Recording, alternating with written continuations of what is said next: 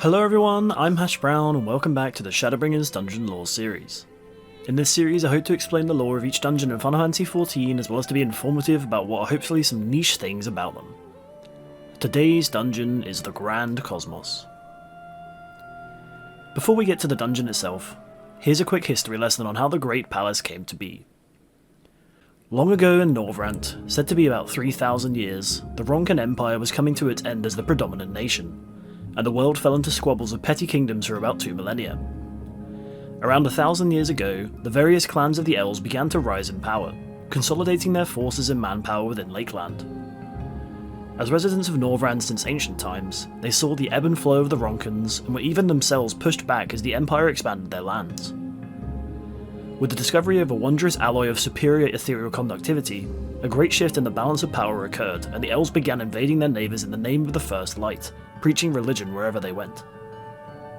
After establishing themselves across the land, many years passed until the arrival of the Galgent fleets to the continent, clashing with many over resources, in particular the Dran peoples, forced into the mountains during the Ronkan Age. After fighting for a time, the Dran came to realise that the strong-bodied Galgent may be the perfect allies to overthrow the elves. After a peace deal from the Dran monarch, they banded together and eventually formed what would become the Kingdom of Voeburt. The monarchy would be chosen in majority by those of Galgent descent, while a Dran heir would take the throne when appointed.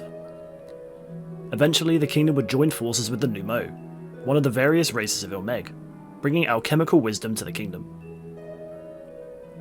After other nations, including Voeburt, began fighting back against the elves, they were eventually pushed back to their home in Lakeland, and the Voeburtite armies would approach the source, the sacred ocean itself. Around this time, a brave elven knight known as Tolthawil would gain notoriety for deposing a warlord for treating their Hume subjects poorly. And though some would brand him a traitor, many stood behind him as a new leader. Following a clash between clans, Tolthawil would seize power and unite a majority of the clans into Lakeland's own nation. As the unifier, it was not long before the people declared him to be the new leader of the elves, eventually becoming king. His deeds were known far and wide, pushing back the oncoming Voeburtites and making peace deals with the other factions of Norvrandt. Though Tolthawil would eventually pass away like any other, on the 50th anniversary of his death a new construction was declared, a great royal palace on the shores of the Source. This building, known as the Grand Cosmos in reference to the beauty of the stars above, was completed about a century later, and stands as a grand reminder of the elven leader, housing the royal family of Lakeland for centuries until the flood of light swept all its inhabitants away. Since ridding the first of the immediate threat of the Light Wardens, the Warrior of Light has spent time exploring the various secrets of the continent, and even facing a battle with the beings created within Eden, the first Sin Eater. After returning to the Rising Stones to inform Tataru of our progress, she offers us to join Flamin above the House of Splendours to fill her in about Minfilia. Part of the way through the chat, Riol arrives and after declaring his departure for the front lines near the Gimlet Dark, informs us of Kryle's arrival in the Stones. She wastes no time in explaining to us the situation of our allies' bodies, and alarmingly some ethereal instability has begun to show in all of them, with Thancred being worse off due to being the first one called away by the Exarch.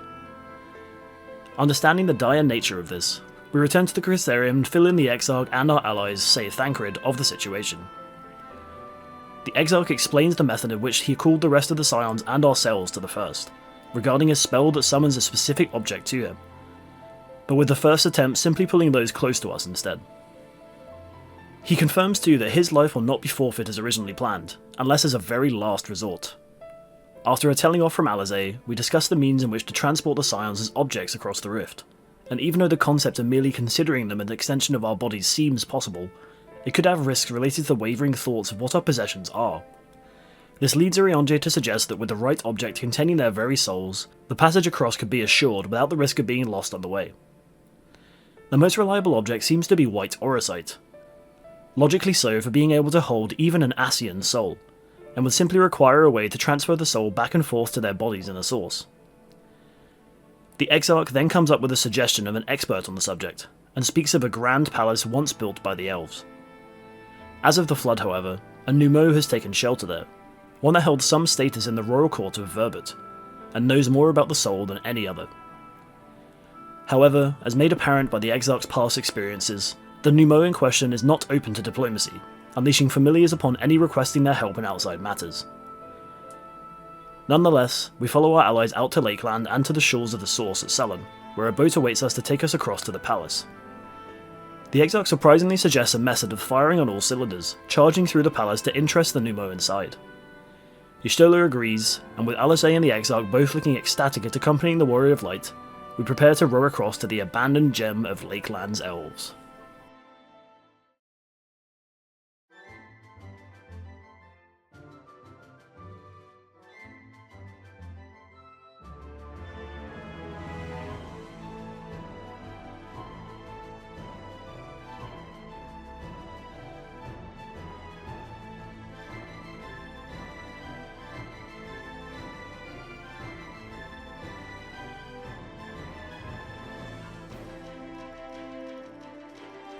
Entering through the grand doors of the palace, we immediately encounter the Nu Mou guarding their domain, giving us a warning before teleporting further into its halls. Being the chivalric sphere, presumably for the knights of the time, we find throughout the corridors and rooms foes in the forms of various reanimated objects, be it suits of armour, various weapons, or even inanimate statues, all of elven make. We carry on around the winding halls through the armoury, and after defeating 2 large armoured effigies, we make our way to the martial court, where already the Seeker of Solitude attempts to repel us from their halls. As a gifted spellcaster, they unleash various dark aspecting magics upon the group, with the mortal anathema raining down upon the room as a whole. Using their skills to literally clean us up, the Seeker calls forth several magicked broomsticks that begin sweeping across the room, pushing any aside but also expanding in a burst of cleaning magic around the puddles of darkness in their path. At first, the broomsticks seem to be speaking in an odd language as they swish around the floor, but we can reverse their speech to reveal what they're really saying, mostly with comments such as "Begone, foul stains," and "Time to work." The Seeker of Solitude continues to send their brooms at the group, and after deigning to retreat, they give us a final chance to leave before vanishing. The group proceeds out through the doors into the great garden the palace was famed for, with clear themes of Lakeland and the purple bushes and flowers dotted around. We follow the open path on the right and become assaulted by Porxies, small pig-like creatures formed from clay, as well as the animated forms of various plants from the Cosmos Garden. Heading through a nearby gazebo and around towards the Font of Quintessence, the Seeker calls out to the Guardian of the Garden, Lianan Seath, to stop us from sullying the place further. This creature seems to be of Faye design, and references a figure from Irish folklore. The tale goes that the Lianan Seath takes a human lover as a beautiful woman of the Fairy Mounds, and her partners live short but highly inspired lives. In our case, it uses its flowery harp to sing songs to summon waves of magic and powerful winds. During the battle, it unleashes these songs upon the group, and on occasion covers part of the cracked ground with fresh grass, bringing down several seedlings at the same time. The seeds threaten to grow instantly into more deadly plants unless moved by the group to the non-fertile areas of the floor. After tackling its seedlings and enduring its song, the rear doors open as the Seeker complains about our trampling through the garden, and we head into the Divine Sphere, the section of the palace made for the royal family and their guests. A Draco statue comes to life and attacks the group in the first room, and heading up the stairs we enter the Chamber of Raised Cups, clearly a banquet hall for Lord Tolthwil and his subjects. There are even the ghostly forms of many elves enjoying a meal, with maids and butlers around the room. Proceeding through, we enter the Chamber of Immortal Legacy, featuring the portraits and landscapes of the era, including several of the prominent knights, as well as a huge painting of Lord Tolthwil himself on horseback.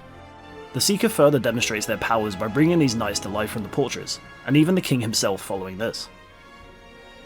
After tackling their spiritual forms, we reach the Chamber of Courtly Love, a ballroom with many more spirits dancing in pairs with various onlookers.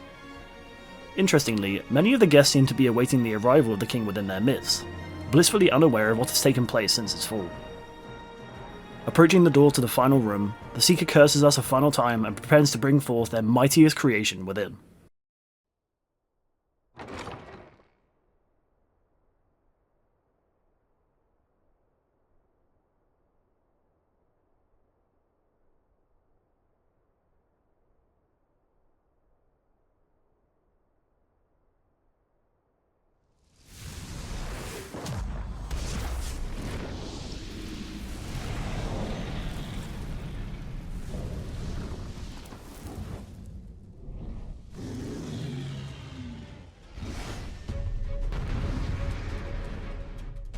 We watch as the Nu Mou calls upon powerful fire magics, creating the form of Lugus, a great fiery familiar wielding a sword.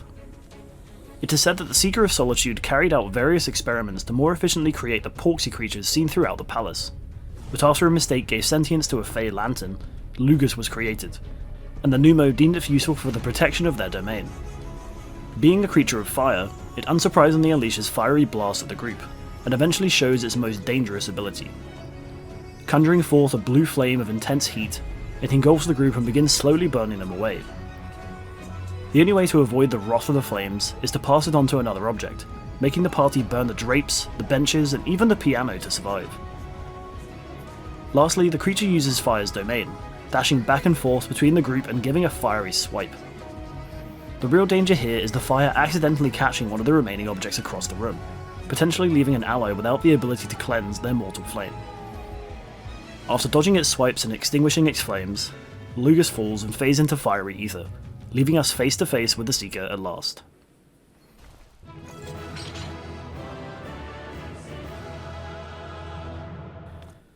Impressed with our skills, the Seeker changes to a regular Nu Mou appearance, and the Exarch introduces us, referring to them as Beklug.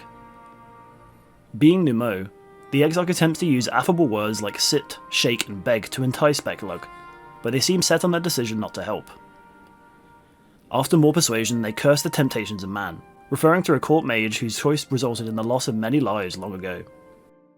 Beklug refers to the magical Plague of Voeburt, a disaster that long ago caused Voeburtites to transform into monsters.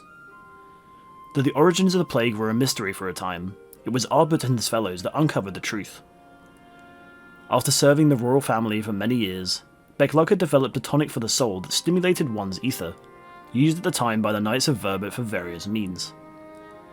Being friends with the Princess Paldea, the Nu Mou shared the knowledge of the soul with her, but the secret was turned to a darker purpose. A court mage known as Tadric had used enchantments to extract the secrets of awakening of the soul from Paldea, and planned to use the knowledge to overthrow the leading figures and seize power within Voeburt. When they eventually confronted the mage within the great castle Grunus leaked, however, he began transforming his cohorts into the beasts, and Paldea along with them. Brandon, companion to Ardbert and once a royal Voeburt knight, was heavily invested in restoring his honour and so fought alongside him, eventually defeating the mage and ending his plans. Before his last breath, however, Tadric would inflict the curse upon Paldea's sister, Saldia. Requesting one last duty from her knight, she asked Brandon to end her suffering before being transformed, and the knight honoured her wish, bringing down his blade to end the dark chapter of Voeburt's fall. Returning to the Grand Cosmos, Beklug finally sees the determination in us after still wishing to investigate Soulcraft to save our friends, and they finally agree to hear our pleas, returning to the Crystarium with the group, to hopefully devise a plan to return our allies' souls to their rightful place. And as we leave the palace, it brings to a close our journey through the place once held in high regard from the man that united Lakeland. Though it stands empty to this day since the flood, its beauty remains preserved thanks to the not-so-fearful Faye Guardian, with the hope that it could one day be revived as a place of gathering and joy after the return of the night. I hope you enjoyed this video. If you did, leave a like and subscribe to the channel for more like this. Thanks for watching, and I'll see you next time for Anamnesis Anaida.